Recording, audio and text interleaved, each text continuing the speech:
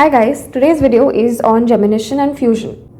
So gemination and fusion is the story of two tooth buds who decide to do something different. So let's come to gemination first. The tooth bud of gemination says that I want to try making two teeth from whatever I have. Okay, so he attempts to make two teeth out of the single tooth germ that he has. So it is the attempted division of a single tooth germ. That is what is gemination. Whereas the fusion tooth germ is really lazy. He's like, okay, there is another tooth germ that is sitting next to me. Let me ask for help and let's see what we can do with that. Okay, so let's see what happens later on. But this is like the basics. So gemination is the attempted division of a single tooth germ. So yeah, we'll come to the mind map and discuss the points so you know what happens to these tooth germs. Okay, so gemination is the attempted division of a single tooth germ like we just saw. So what is the result? Are they able to completely make two different teeth? Is the gemination tooth bud so smart? It can be smart. Okay, so it results in the partial clefting of the tooth, like in this case. So in this case, as you can see, the tooth has not been completely divided, right? Only the crown portion of the tooth is split, right? So this results in partial clefting. But there could also be a complete division through the crown and the root. You know, sometimes it becomes very capable and it actually goes and divides through the complete crown and the root. So what would happen then? So in that case, we would get two identical structures. One would be the normal tooth and one would be the supernumerary tooth. Okay.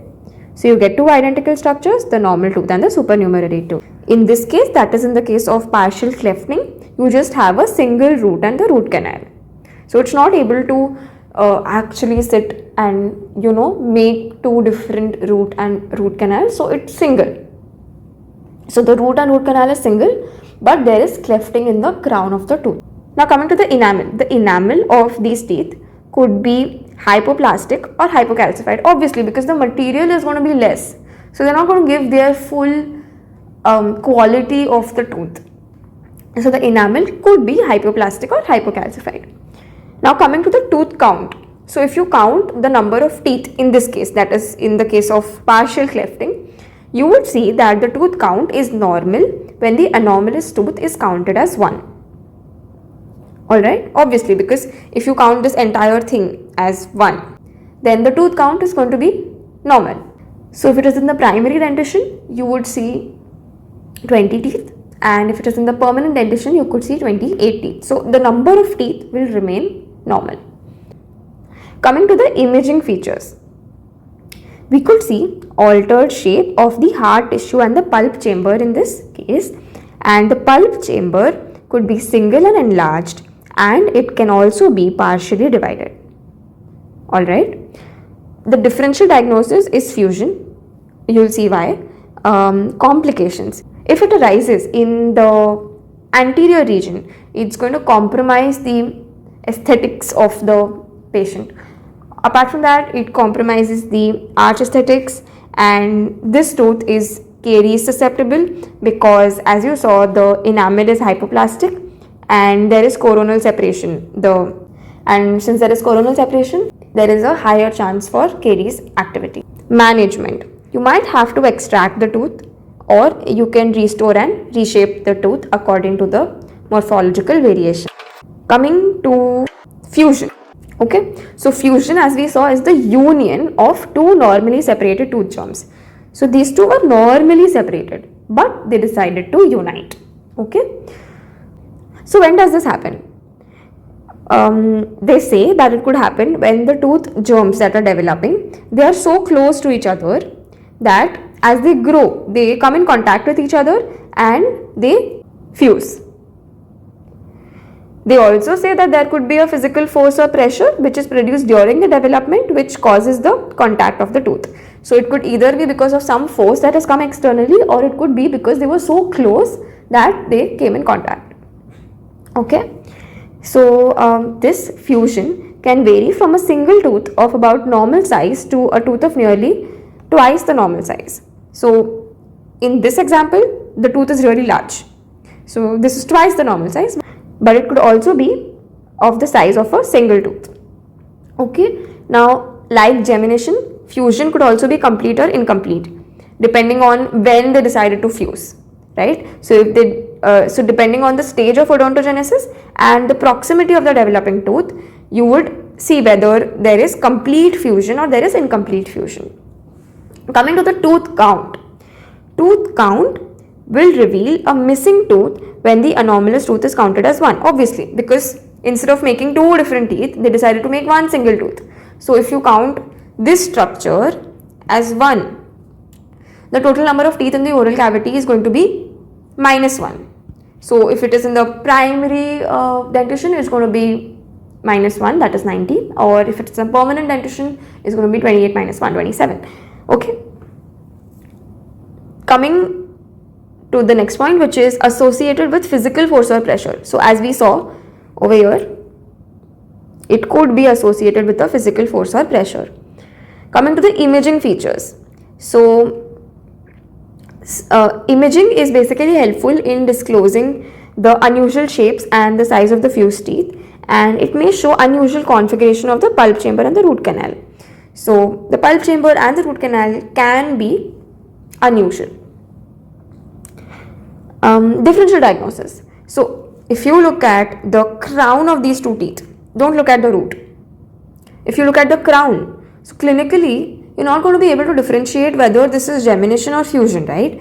So that's why the differential diagnosis is gemination when it is fusion and fusion when it is gemination. So you'll be able to actually find out what it is based on the number of teeth. Apart from that, the other differential diagnosis could also be macrodontia, because the size of the tooth is so large, right? So you could also think of this as macrodontia. Coming to the management. So the management depends on 3 factors. The first one is the degree of fusion. The second one is whether it was affecting the primary tooth or the permanent tooth. So if it is affecting the primary tooth, we prefer to retain the teeth as they are, or if required, you might have to extract the tooth. But if you want to extract the tooth, you must check if the permanent teeth are present. If you find a permanent fusion, you might have to reconstruct and you might have to reshape this tooth with a restoration that mimics 2 independent crowns. The third factor that decides the management is a morphological result. So you might have to check for the pulp and the root canal. Depending on that, you might have to give an endodontic therapy, and it may be difficult if the root canals are of unusual shape. So if I was to give you a quick summary of this topic, it's really easy. Gemination is the attempted division of a single tooth germ, whereas fusion is the union of 2 normally separated tooth germs. Gemination or fusion could be partial or complete. If it is complete gemination, it is called as twinning, where you have 1 normal tooth and 1 supernumerary tooth. The enamel in the case of gemination was hypoplastic, the tooth count was normal, the imaging features would show some altered shape with the pulp chamber and the hard tissue. The differential diagnosis is fusion, complications is aesthetics, and this one is caries susceptible. And then we came to the management. For fusion, we again spoke about the complete and incomplete fusion. We also said that the tooth count would reveal a missing tooth. We spoke about the imaging features, which were helpful in telling us the configuration of the pulp chamber. Then we spoke about the differential diagnosis, which is gemination, and then the management, which depends on 3 factors.